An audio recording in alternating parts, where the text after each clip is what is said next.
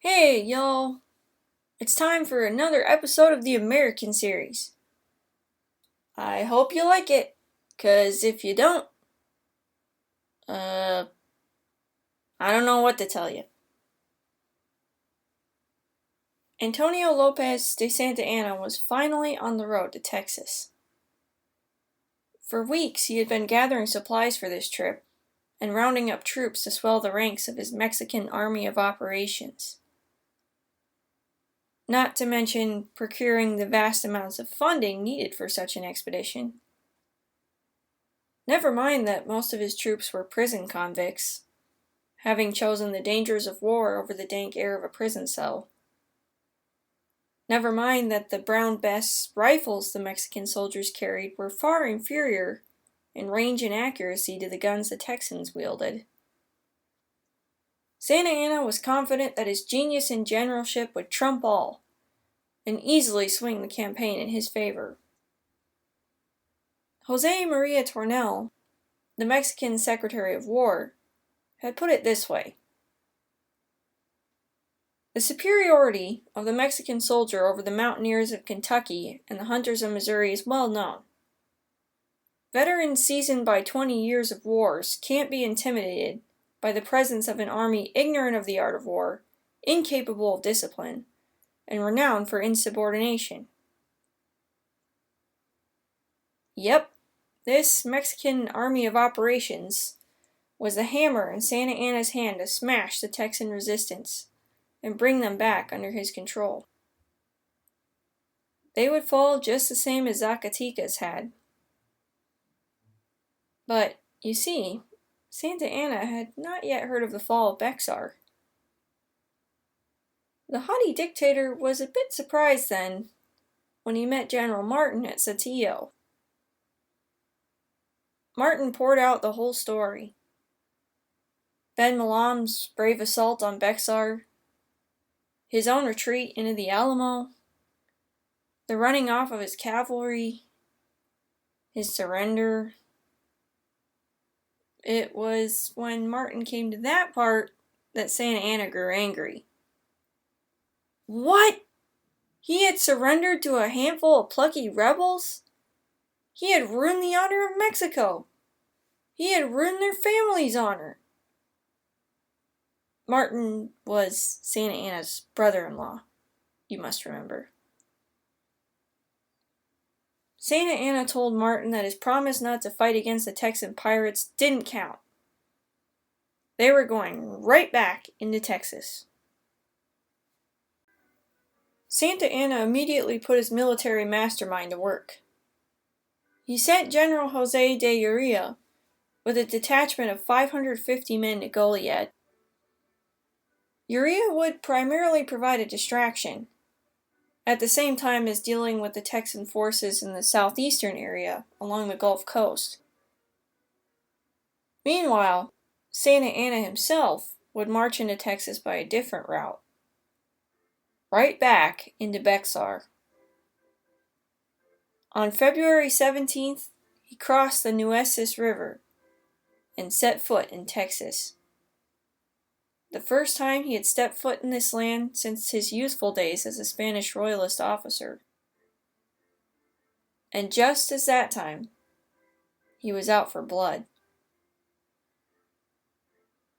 You might be wondering now what the Texans were up to during all this time.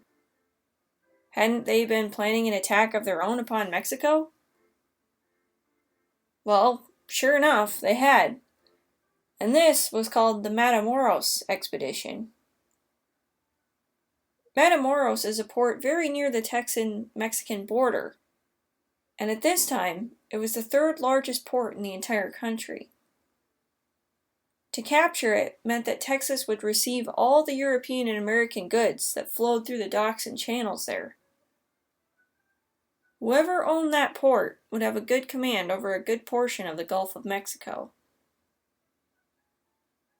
James Grant, a Scottish dude, and an ex-member of the East India Company, proposed the idea. Yeah, I know, talk about weird.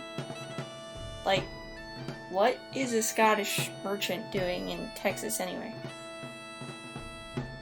But that's what happened. And on Christmas Day of 1835, the Texan consultation approved the plan and sent orders to the troops still at Bexar to execute it. But really, the thing wasn't Grant's idea. He was just the guy who managed to get it officially approved. It had been thought of some time ago. Do you remember the plot to kidnap General Martin at Goliad? And how the Texans had taken that town before going on to capture Fort Tenochtitlan? Well, one of the officers involved in that bold stroke was a man by the name of Philip Dimmitt, and it was he who had first conceived of the idea to take Matamoros. He had told Stephen Austin of his idea after they had taken Tenochtitlan, but it was soon judged a thing impossible to accomplish, so it was laid aside. But times had changed, and the Texans had tried their strength and not found it wanting. Matamoros now seemed within their reach. But we return to that Christmas Day of 1835. The trouble was, these orders of the consultation were addressed to Edward Burleson. They didn't know that he had resigned, you see. Therefore, it was Johnson who received the orders. He was a bit surprised at this, and didn't exactly feel that he had the authority to lead the expedition. He sent a letter back, explaining that Burleson had left. But still, he felt the plan was a good one, and one that needed doing. So he proceeded to march his men to Refugio to make preparations in the meantime. Since it was he who had proposed the thing, James Grant had also been sent to lead troops in the Matamoros expedition, and he went first to Goliad. And it is here that we see Grant's true character come out. You see, all along, Grant had wanted to be the head commander of all the Texan forces. He was angry that the consultation had chosen Sam Houston rather than he to be in charge of the army. And so it was that when Grant came to Goliad, he told the commander there, ironically none other than Philip Dimmitt, that all the supplies and weapons in the fort were now under his control, and he could take whatever he pleased with him on the expedition to Matamoros. Dimmitt didn't take so well to this kind of dictation, as you might think, and argument ensued. But the chaos didn't stop there, for now the consultation had written back to Johnson, approving him to be the official leader of the Matamoros expedition. But during that space of waiting, Johnson had decided he didn't want the job. He sent another message telling the consultation they would have to find another man. So the consultation appointed James Fannin, the hero of Concepcion, to the mission instead.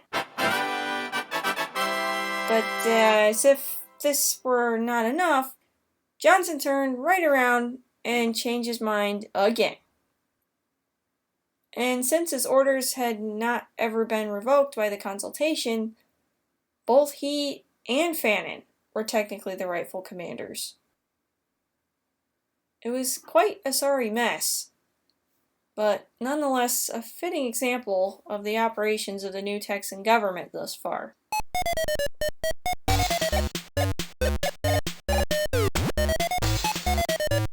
Sam Houston was the one man who could untangle this pile of spaghetti.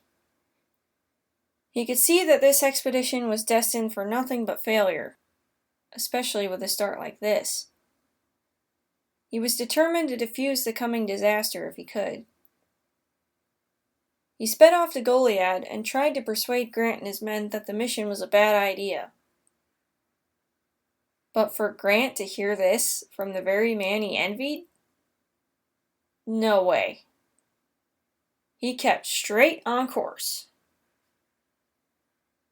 Houston followed him, nonetheless, trying his best to get in good graces with the troops and turn their minds in his favor. Besides, there was still a chance he could persuade Johnson against the plan. So he thought, but it wasn't meant to be. Johnson wouldn't listen to Houston either. It was only Fannin that hearkened to the commander's wisdom. He returned to Goliad, where he took over for poor Dimmitt, who had resigned. Fort Defiance, Fannin named the place, in keeping with his fiery character. He didn't fully realize until later how right Houston had been.